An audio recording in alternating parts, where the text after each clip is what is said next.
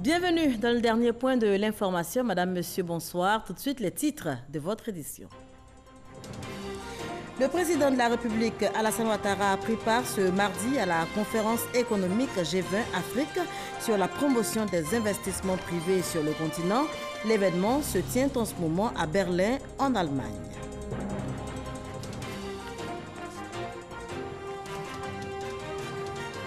Depuis le 12 octobre 2016, l'Autorité nationale de régulation du secteur de l'électricité a changé de statut, changement qui implique une série de réformes, dont nous parlerons ce soir.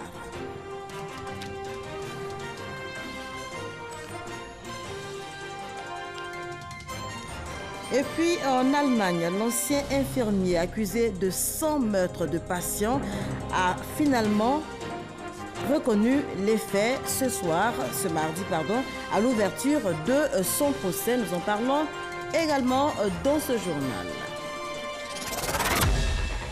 Mais avant, je vous le disais tantôt, le président de la République, Alassane Ouattara, a pris part ce mardi à la conférence économique G20 Afrique sur la promotion des investissements privés sur le continent. L'événement se tient en ce moment en Allemagne, précisément à Berlin.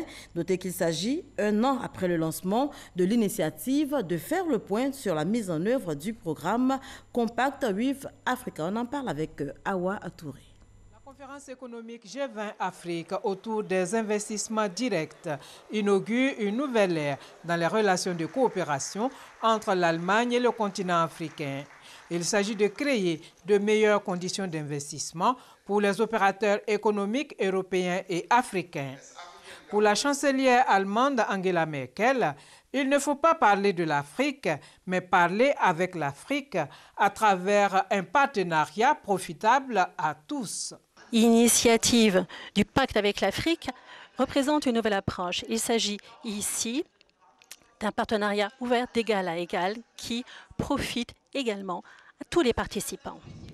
Et nous savons bien entendu que chaque pays en Europe, mais également chaque pays africain a ses spécificités, représente des sites particuliers. C'est la raison par laquelle il est important que chaque pays partenaire du pacte avec l'Afrique améliore les conditions pour le développement des affaires dans son pays. Il est important également que les différents pays partenaires expriment ses attentes pour dire comment est-ce que l'on peut les soutenir, mais également que ces pays partenaires nous disent également quels sont les soutiens dont ils ont besoin sur la voie des réformes.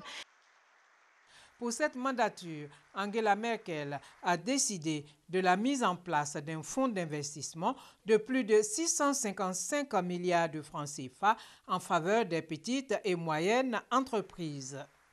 Autre articulation de cette cérémonie, la présentation de grands projets structurants financés par l'initiative Compact with Africa au Sénégal, en Éthiopie, au Togo, au Bénin, au Rwanda, en Guinée, en Égypte et en Côte d'Ivoire. La Côte d'Ivoire qui bénéficie d'un projet financé par le groupe Alliance, projet qui consiste en la création d'un pôle informatique appelé à se déployer en Afrique, une plateforme pour développer les paiements mobiles. Je voudrais saluer à nouveau Madame la Chancelière pour ses initiatives et la féliciter pour donc son engagement pour aider le continent africain à continuer de travailler, à réduire la pauvreté. J'adresse bien évidemment mes salutations à tous mes frères chefs d'État qui sont présents et leur dire que la Côte d'Ivoire est heureuse de faire partie des pays de Compact. Les performances que nous avons réalisées dans ce domaine ont favorisé le retour à Abidjan de la Banque de développement allemande KfW et conduit plusieurs entreprises allemandes, dont Allianz et Siemens, à choisir Abidjan comme siège de leurs bureaux régionaux pour l'Afrique de l'Ouest et centrale. Et cela aussi a permis à mon pays de bénéficier d'une ligne de crédit de 100 millions d'euros pour le financement de projets pour les énergies renouvelables. Je suis heureux d'annoncer qu'une centrale solaire de 37,5 MW, cofinancée par la KfW via un prêt concessionnel de 27 millions d'euros et l'Union européenne, avec un don de 9,7 millions d'euros, est en cours de réalisation. Je voudrais dire à quel point nous sommes reconnaissants aux entreprises et aux investisseurs allemands d'être présents sur le sol ivoirien et sur le continent. Des accords pour la réalisation de nouveaux projets ont également été signés. Des projets d'aide à l'industrialisation, de formation professionnelle, d'éducation, ainsi que dans les domaines des énergies renouvelables et des hydrocarbures. Depuis le 12 octobre 2016, l'Autorité nationale de régulation du secteur de l'électricité, ANARE, a changé de statut. Elle est désormais non plus rattachée à un ministère, mais une autorité administrative indépendante au pouvoir renforcé.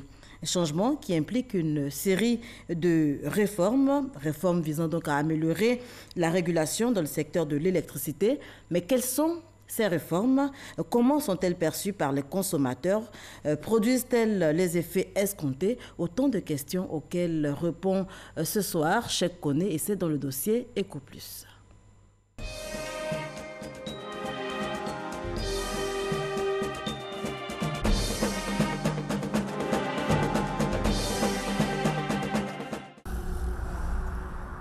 Cocody Riviera. Voilà 3 mois qu'Arlette Tapé, chef d'entreprise, a constaté une augmentation irrégulière de sa facture d'électricité.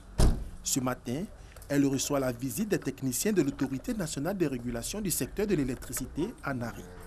Avant, la facture d'électricité d'Arlette oscillait entre 100 et 120 000 francs CFA.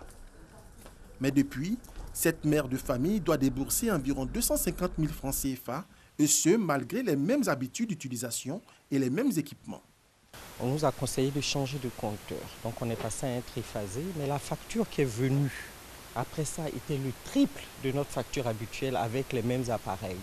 Et c'est comme si on n'avait pas payé de facture d'électricité du tout. Une situation intenable pour cette chef d'entreprise. Elle s'est aussitôt tournée vers le régulateur après plusieurs réclamations restées sans suite auprès de la compagnie chargée de la distribution d'électricité. Nous avons eu à faire des vérifications au niveau des documents que le concessionnaire devait nous remettre, qu'après moult échanges, ils ont fait un redressement, une régularisation, je dirais, pour ramener en fait la cliente pour le montant qu'elle devait en temps normal payer.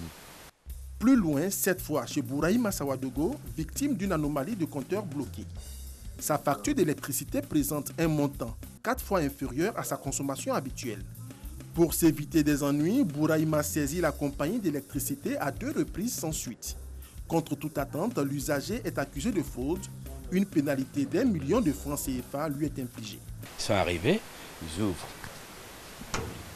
la porte, ils regardent, ils démontent mon compteur, ils me disent que le compteur est touché, que le capot est ouvert, quoi manipulé, fusible manipulé, et que quoi qui est crampé à l'intérieur, c'est des termes techniques que je ne maîtrise pas. Ces types de litiges entre consommateurs et opérateurs sont légion, les abus aussi. Les litiges portent généralement sur des cas de facturation, des cas d'arriérés ainsi que des cas de fraude. De 2014 à 2017, le montant des litiges sur des contestations de factures était estimé à 2 620 millions de francs CFA.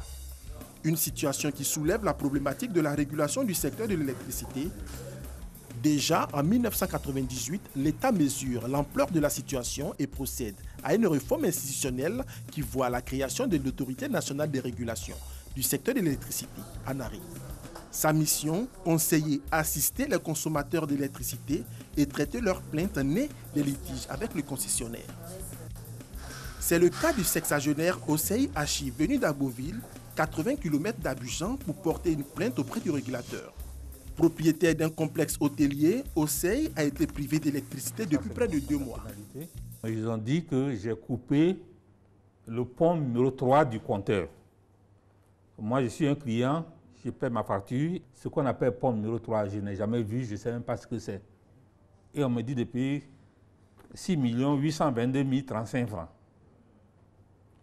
Donc, je viens à l'ANARE pour voir est-ce que c'est dans la logique des choses.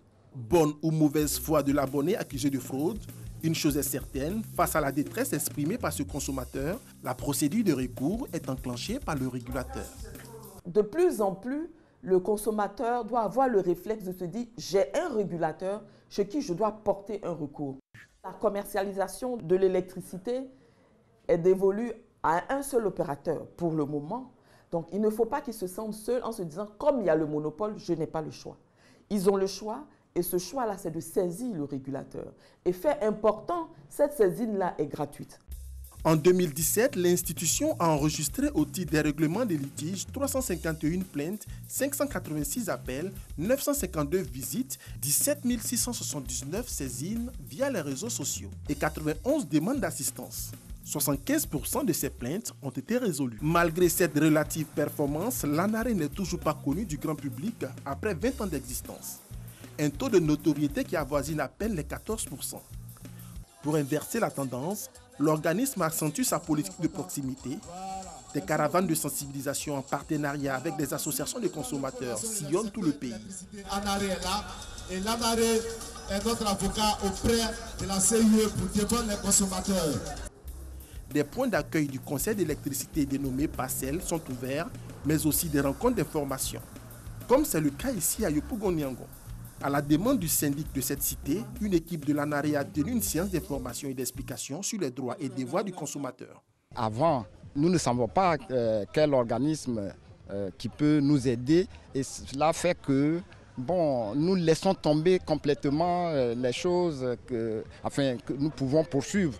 Voilà. Mais aujourd'hui, nous sommes vraiment satisfaits. On leur reproche la lourdeur au niveau même du traitement des dossiers. On a plein de consommateurs qui nous saisissent ou des questions qui doivent peut-être, où le règlement doit prendre un laps de temps, mais il y a toute une période qui reste où vraiment le consommateur reste sur sa faim. Pour permettre une véritable régulation du secteur ivoirien de l'électricité et faire de lui le premier marché énergétique de l'Afrique subsaharienne à l'horizon 2030, l'État a engagé plusieurs réformes. La plus récente est le changement dans le système de régulation. L'ANARE, une société d'État, est devenue depuis octobre 2016 l'autorité nationale de régulation du secteur de l'électricité de Côte d'Ivoire, ANARECI, une autorité administrative indépendante avec des pouvoirs renforcés.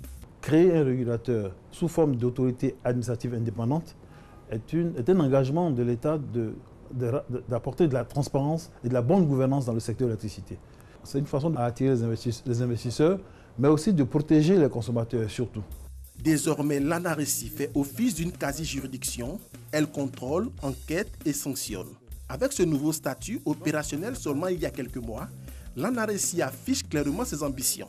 Pour l'ANARECI, les perspectives pour nous, c'est d'améliorer nos outils de surveillance de la qualité du service. On est en train de développer, je dirais, des outils économiques pour que les études tarifaires soient les plus simples possibles pour permettre à l'État d'avoir une bonne visibilité.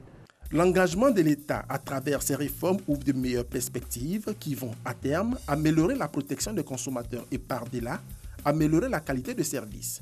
Surtout que l'État a annoncé l'ouverture à la concurrence du segment de distribution dans le secteur de l'électricité. Cheikh Kondé signait ce dossier. 10 000 ménages bientôt raccordés au réseau d'eau potable et cela à coût réduit ici en Côte d'Ivoire. À cet effet, le ministre de l'Hydraulique, Laurent Tchagba, et l'ambassadeur de la Corée du Sud en Côte d'Ivoire ont signé hier lundi, ici même à Abidjan, un accord de don, accord portant sur un montant de 3,5 milliards de francs CFA et destiné au financement du projet de branchement sociaux dans la ville d'Abidjan. Reportage signé Jean-Luc Bombo. 10 000 francs CFA pour se raccorder au réseau d'eau potable au lieu de 166 886 francs CFA qui est le coût d'un branchement normal avec compteur d'eau. C'est l'opportunité offerte aux populations défavorisées de la commune de Koumassi d'avoir accès à l'eau potable. Fruit de l'accord de don qui vient d'être signé entre la Côte d'Ivoire et la République de Corée. Les branchements seront attribués à partir des critères qui devront permettre de toucher effectivement les populations les plus vulnérables. Mais le plus important, c'est que chaque foyer n'aura à payer que 10 000 francs CFA pour se voir raccordé au réseau d'eau potable. Ce don d'une valeur de 3,5 milliards de francs CFA permettra la réalisation de 10 000 branchements sociaux et la pose de 30 km de conduite d'eau dans le quartier de Koumassi Grand Campement. Il vient surtout renforcer les liens de coopération entre la Côte d'Ivoire et la République de Corée. Le développement durable tient à cœur à la Corée. Et pour cela, la Corée déploie tous les moyens dont elle dispose en faveur de la Côte d'Ivoire. Nous attendons qu'après la fin de ce projet, la troisième phase soit lancée avec une implication technologique du plus haut niveau et avec une ampleur plus élargie que la deuxième phase. Ce don constitue la deuxième phase de l'appui coréen pour l'amélioration de l'accès à l'eau potable des populations défavorisées du district d'Abidjan. Un premier concours de 1,5 milliard de francs CFA avait été octroyé à la Côte d'Ivoire en 2014, permettant la réalisation de 8 870 branchements sociaux à Yopougon, Abobo et Koumassi. On poursuit avec cette information. Le conseil d'administration du Bureau international du travail, BIT, tient depuis hier 29 octobre sa 334e session. La politique et le programme du BIT pour la période allant de 2019 à 2021 à l'ordre du jour. La Côte d'Ivoire y est représentée, notez-le, par le ministre de l'Emploi et de la Protection sociale, Pascal Kouakou Abina. On s'intéresse à présent aux activités du réseau des femmes élues locales d'Afrique, le REFELA, qui a initié récemment une rencontre avec les femmes maires de Côte d'Ivoire, rencontre en prélude au 8e sommet de l'Africité, sommet prévu du 20 au 24 novembre prochain, ce sera à Marrakech. Laurent Sacho, Moussa Konaté. Le 8e sommet de l'Africité se tiendra du 20 au 24 novembre à Marrakech, au Maroc. C'est une rencontre d'échange et de partage d'expériences entre acteurs de la décentralisation. Le réseau des femmes élues locales d'Afrique veut prendre une part active à ce rendez-vous. La section Côte d'Ivoire du réseau sensibilise les femmes des collectivités locales pour une participation massive. Là-bas, ils vont rencontrer des différents acteurs. Ils auront des opportunités de comprendre ce qui est une commune, comment ils peuvent trouver des financements. Ce n'est pas seulement les transferts financiers qui est donné par l'État. Il y a d'autres financements. Il y a un salon d'exposition. Ils peuvent aussi présenter ce qui se passe ici en Côte d'Ivoire. À Marrakech va être lancée la campagne Ville africaine sans enfants de la rue. Parce que le phénomène des enfants de la rue ne se pose pas dans les petites villes. C'est un phénomène urbain. Donc nous avons demandé et nous continuons de demander l'adhésion des maires des grandes villes pour qu'ils s'associent à nous pour mener le combat, pour voir comment réinsérer ces enfants. Parce que si on parle de ville durable, c'est que ces enfants-là doivent aussi avoir un toit. Ensuite, nous avons l'autonomisation économique de la femme et la lutte contre les violences faites aux femmes. Créé en 2011 au Maroc, le réseau des femmes élues locales d'Afrique est une organisation des femmes des collectivités locales sur le continent africain. Sa mission, donner une autre dimension à la question de l'égalité genre. Pour une meilleure gestion des limites de territoire en Côte d'Ivoire, l'Agence foncière rurale AFOR a, en collaboration avec la Direction générale de l'administration et du territoire et le BNET, mis en place un projet de numérisation des dossiers de délimitation des territoires des villages. À ce jour, le point avec Konaté Moussa. La numérisation des dossiers des limites de territoire de village est effective. Grâce à un logiciel, tous les documents sur les délimitations des territoires sont désormais conservés de façon numérique. Un processus de sécurisation pour une meilleure gestion des questions liées au foncier rural. Toute la documentation administrative, au niveau des comités, au niveau sous-préfectoral, au niveau des préfets, et même le dernier document qui est produit, qui est l'arrêté qui est produit au niveau du ministère de l'Intérieur et de la Sécurité, toute cette documentation-là est scannée, codifiée et intégrée au système d'information foncière. Les documents sur les limites des territoires en version numérique, une tâche dévolue à la cellule technique de numérisation des dossiers de délimitation des territoires de villages créée par l'Agence foncière rurale. Installée le 10 octobre dernier, la cellule enregistre à ce jour 809 dossiers reçus, dont 731 déjà traités et intégrés dans le système d'information foncière. Des résultats jugés satisfaisants. Cette cellule est pour nous un outil essentiel dans la gestion des informations foncières, en ce sens qu'elle constituera l'épicentre de notre système de stockage et d'archivage pour toutes les données relatives à la délimitation des territoires villageois sous l'égide de l'AFOR. Je voudrais donc vous féliciter particulièrement et vous renouveler mon encouragement. La cellule technique de numérisation des dossiers de délimitation des territoires de village est composée des cadres du BNET, Bureau national d'études techniques et de développement, de la Direction générale de l'administration et du territoire et de l'Agence foncière rurale qui assure le secrétariat technique. On parle politique à présent. Le secrétaire exécutif chargé de l'information du PDCI RDA était face à la presse ce mardi. C'était à la maison du parti, à Cocody. Jean-Luc Billon s'est prononcé sur les résultats des récentes élections locales. Également la nécessité de la réforme de la CEI, les résolutions du 6e congrès du parti et les perspectives du parti pour 2020. C'est ce que nous rapporte Alexis Oudraogo.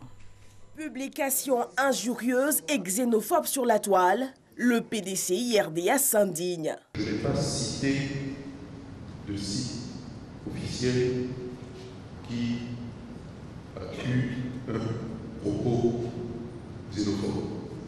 Je vous recommande les sites officiels du PDCI RDA qui sont www.pdci.ci et PDCI 24. Autre sujet abordé, le résultat des récentes élections. On peut se demander légitimement ce qu'aurait été notre véritable score si nous nous étions engagés sur plus de fronts. Certainement que nos suffrages auraient été bien meilleurs. Le PDCI a obtenu 6 postes de conseils régionaux et 50 mairies, des chiffres qui devraient évoluer selon Jean-Louis Billon suite au recours engagé. Nous ne doutons pas que ces victoires obtenues dans les urnes nous reviennent de droit et donc que les institutions judiciaires nationales sauront donner force à la loi et au droit à nos différents recours. S'agissant de la commission électorale indépendante, le parti insiste sur la nécessité d'une réforme en profondeur, une CEI avec une forte présence de la société civile. La CEI telle que nous la connaissons est née en période de crise avec des représentants issus de la crise ivoirienne. Si on estime que cette crise est passée, il faut repenser complètement la CEI. Pareil pour le découpage électoral et l'identification des populations. Jean-Louis Billon est également revenu sur les décisions du 6e congrès qui dénonce l'accord politique portant création du parti unifié. Le PDCI continue de travailler à la mise en place d'une plateforme des forces vives de la nation. Le RHDP, voyez-vous, nous ne le pensons plus. Pour nous, la page est tournée. Pour finir, Jean-Louis Billon a indiqué que le conseil de discipline du parti statuerait sur les élus passant sous la bannière RHDP. Rendons-nous à présent dans la région de San Pedro, précisément à Tabou, où les populations reconnaissantes de ces actions de développement dans leur région ont rendu hommage au président de la République, Alassane Ouattara. Les chefs des tribus, des cantons, de terres, de villages et de communautés de Tabou, chez le secrétaire d'État Félix Anoblé, ils sont venus comme un seul homme dire merci au président Alassane Ouattara pour toutes ces actions de développement en faveur de la région de San Pedro, notamment la construction très bientôt d'une université moderne à San Pedro. Ils sont également venus saluer le président de la République à travers le secrétaire d'État pour avoir fait revenir la paix à Tabou et à Grabo. Et par la même occasion, lui traduit leur reconnaissance pour avoir nommé leur fils Félix Anoblé au sein du gouvernement. Nous, les chefs du département de Tabou, nous sommes hyper contents. Contents de la politique que le président de la République prône. À travers cette nomination, c'est un signal fort. C'est comme une torche qui s'allume dans le noir et qu'on voit de loin. Un signal qui va nous apporter un bon avenir. Un avenir surtout de développement. Le département de Tabou est trop en retard. Et avec le ministre Anoblé, nous savons que nous allons sortir de cette léthargie. Nous sommes venus saluer et remercier le ministre d'abord et nous le chargeons d'apporter notre commission au président de la République, que nous voulons venir le saluer. Le secrétaire d'État, Félix Anoblé, a, au nom du chef de l'État, invité les chefs traditionnels à toujours promouvoir la paix et le vivre ensemble dans la région. Tabou et ses environs ont été le théâtre à un moment donné donc de beaucoup de conflits. Il y a un parti qui est au pouvoir. Ce parti, c'est le RHDP. Nous demandons aux chefs d'adhérer à la politique de gouvernance du chef de l'État, à la politique de paix, de cohésion prônée par le chef de l'État et par son parti politique. Le secrétaire d'État a offert au nom du président de la République des fauteuils aux chefs traditionnels. Un bon dépistage, un diagnostic précoce, une prise en charge efficace des maladies oculaires, c'est l'essentiel du message délivré par les ophtalmologues de Côte d'Ivoire aux populations, les ophtalmologues de Côte d'Ivoire qui entendent jouer pleinement leur rôle dans l'amélioration de la santé publique et l'efficacité du système de la santé dans notre pays. Propos évoqués au 13e congrès ordinaire de la Société ivoirienne d'ophtalmologie, où il a été également question d'équipement et de nécessité d'infrastructures en ophtalmologie. C'est ce que nous rapporte Salimatou Dia. En Côte d'Ivoire, 200 000 patients sont atteints de cataracte, dont 16 000 nouveaux cas par an. Une des pathologies oculaires qui nécessite un diagnostic précoce pour une meilleure prise en charge médicale. Réunis en congrès ordinaire de la CIO, la Société ivoirienne d'ophtalmologie, les ophtalmologues misent sur les nouvelles explorations en ophtalmologie, dont le glaucome, les pathologies cornéennes et vasculaires pour une amélioration de la prise en charge. Ils sensibilisent pour un diagnostic précoce. Les maladies oculaires sont très nombreuses. Elles sont très nombreuses et les ratios entre la capacité que nous offrons comme praticiens et la gravité des maladies est telle que la prise en charge n'est pas encore efficace. L'ophtalmologie est une discipline tributaire des technologies. L'ophtalmologie nécessite beaucoup d'équipements. Selon la CIO, bon nombre d'ophtalmologues restent encore à former pour une prise en charge efficace et efficiente des maladies oculaires en Côte d'Ivoire. Une unité d'ophtalmopédiatrie devrait prochainement ouvrir dans la commune de Trècheville. Ce 13e congrès ordinaire a été aussi une occasion de rendre hommage à un pionnier de l'ophtalmologie en Côte d'Ivoire, le professeur Souleymane Sangaré, décédé cette année. L'actualité internationale nous conduit ce soir, entre autres destinations, en Allemagne. L'Allemagne où l'ancien infirmier accusé de 100 meurtres de patients a reconnu ce mardi à l'ouverture de son procès les faits. Nous allons avant cela en savoir plus sur ce rapport de l'OMS, Organisation mondiale de la santé, sur les effets de la pollution. Ahmed Traoré, Gabriel Zani.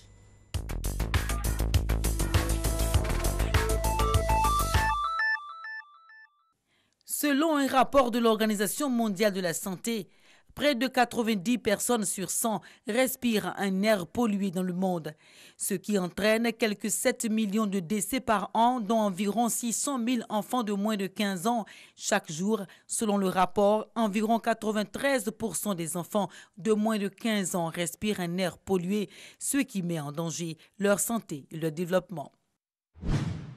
Nils Oegel, un ancien infirmier allemand, a reconnu ce mardi, à l'ouverture de son procès, les 100 meurtres de patients pour lesquels il est jugé. Au début du procès, Nils Oegel a reconnu les accusations retenues contre lui devant la cour en avouant qu'il a tué ses patients parce qu'il s'ennuyait.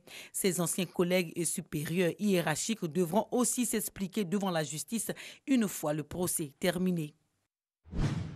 Le plus grand aéroport du monde se trouve en Turquie. Ce projet titanesque est la future passerelle de l'Europe, l'Asie et l'Afrique. L'aéroport qui s'étend sur 76 km² aura coûté environ 6 000 milliards de francs CFA et mobilisé près de 35 000 salariés, dont 3 000 ingénieurs. C'est le 3e aéroport d'Istanbul. Ce chantier a été émaillé de nombreux accidents, ce qui a coûté la vie à une dizaine d'ouvriers et suscité les protestations de travailleurs réclamant des conditions décentes de travail. Je vous fais lecture de ce communiqué avant de nous dire au revoir. Le ministre de l'Emploi et de la Protection sociale porte à la connaissance des populations vivant en Côte d'Ivoire que le jeudi 1er novembre 2018, jour de la fête de la Toussaint, est déclaré jour férié et chômé sur toute l'étendue du territoire national. Merci de nous avoir suivis.